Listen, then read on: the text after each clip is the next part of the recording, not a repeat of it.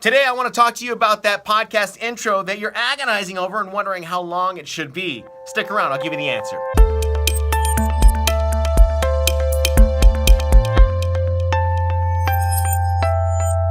Hey there, my name is the Shan Man, and in my real life, I go by Shannon Hernandez. I'm a radio broadcaster, I'm a podcaster and podcast producer, and I get asked this question quite a bit from potential new podcasters or even seasoned podcasters who are looking to step up their game. They say, how long should it take, or how long should my podcast intro actually be so that I can get people to stay engaged with my podcast? Now, this is a big thing for some podcasters because they agonize more over the intro than the actual content. Now, I will tell you this right now, the intro is actually kind of the most important thing. It's like the first impression that you're giving to people when it comes down to people listening to your podcast. So the answer to this is actually, it's got opinions and there's no real direct answer. But if you were to ask me and if you were to say, hey, what did you guys do in radio, or what do you guys do in radio that allows people to stay engaged in your programming, I would say that the shorter the better. Less is actually more when it comes down to your podcast intro, all right? So let me give you a couple of examples of how long your podcast intro should actually be. So let's say you're doing a spoken word podcast. There's no production value behind it. It's just you hitting record and going, all right? You're just recording and you're having a discussion, and that's how you're going to produce and publish your podcast.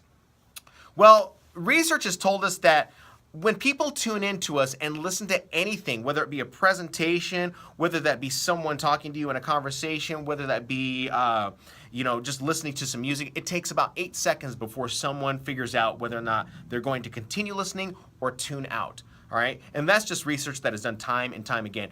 That's done over through universities, and we do it here at the radio station. That's just the answer. Anywhere between 8 to 10 seconds, you got to capture someone. Otherwise, they're tuning out. All right. So with a spoken word podcast, you need to tackle these things right here. And it's very simple. You actually learned this in high school. It is the who, what, where, when, and why. So who are you interviewing? What is today's topic about? When did you record it? And why are you recording it? It's just very simple. You're giving people a very simple breakdown of what they should be looking for whenever they tune into your podcast. So that's pretty simple, right? Now, after you give the who, what, where, and why, who, what, where, when, and why, you should go ahead and just jump right into your content. Now, there's going to be some questions as to whether or not you can inject your personality. You can go ahead and inject your personality. However, until you really get comfortable with the microphone, or you get comfortable with finding your own space in front of the microphone, you might want to just kind of stick to just getting to the points, all right? Now, again, this is just my opinion. There are many different other opinions out there from other podcast producers and podcasters, but I'm just telling you what works for me on the radio and in podcasts, okay? Now, if we were to go ahead and look at something that I do that's a little more produced, because I know how to do the production behind my podcast, my podcast intros actually are there's two types of intros. I have a pre-recorded intro, and then I have my spoken word intro. So really what the pre-recorded intro is actually, it's brand imaging. Now, we can call that sound design imaging. And what sound design imaging does is that it helps people remember the podcast by the recognition of sound, all right? So we can get into that and do another video later on down the line. But let's go ahead and show you exactly what I do. So first, I always start with a preface. And with my podcast, Be the Experience, I always preface the previous podcast that I last released. So I say, previously on Be the Experience. So that's the first thing that I do. I say that and pre-record that. Then I take a piece of the previous episode's audio from either my guest or the call, and it's got to be something that is engaging. So it's about 10 seconds of engaging content. So it kind of gives them a reminder. You got to think of it like a Game of Thrones or like a Breaking Bad or Better Call Saul. They always like kind of remind you what happened prior in the previous episode, that you can be reminded of what's going to be coming up in the next episode. All right. Then the next thing that I do is I go ahead and I create some type of sound image that includes the name of my podcast and the tagline. All right. And this isn't very long. I've known some podcasters to go, 1 minute to a minute and a half of an intro, and that's just, to me, it's just unnecessary because I really just kind of want to get to the content, all right?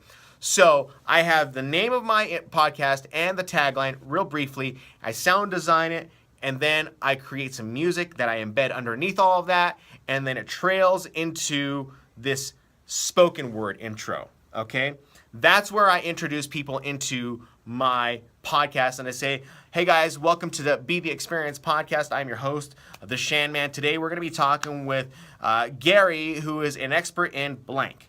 And that's simply all it is. That's simply all I'm doing. I'm giving people this outline of what's going on. So I'm using that spoken word method that I talked about first into this portion right there, into my podcast. So if you want to know what it sounds like, let me give you a quick example right here. So check it out. Previously on Be The Experience. And there are people that completely reverse their diseases and completely heal when they just take even those 4 things out of their diet.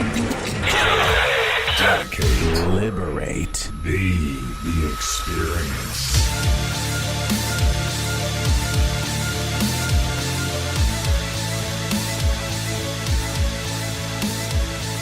How do we define the experience?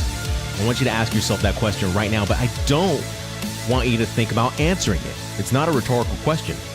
So that's what it sounds like. I hope that you enjoyed that, and I hope these tips have helped you. Let me know what you think of this video. Leave a thumbs up down below in this video if you're watching on YouTube. And of course, you want to subscribe because I got more videos on the way that will help you with your podcasting. And leave a comment down below and tell me how you create your own podcast intro, or what you can do or what I can do to help you create a podcast intro. Thanks so much for watching.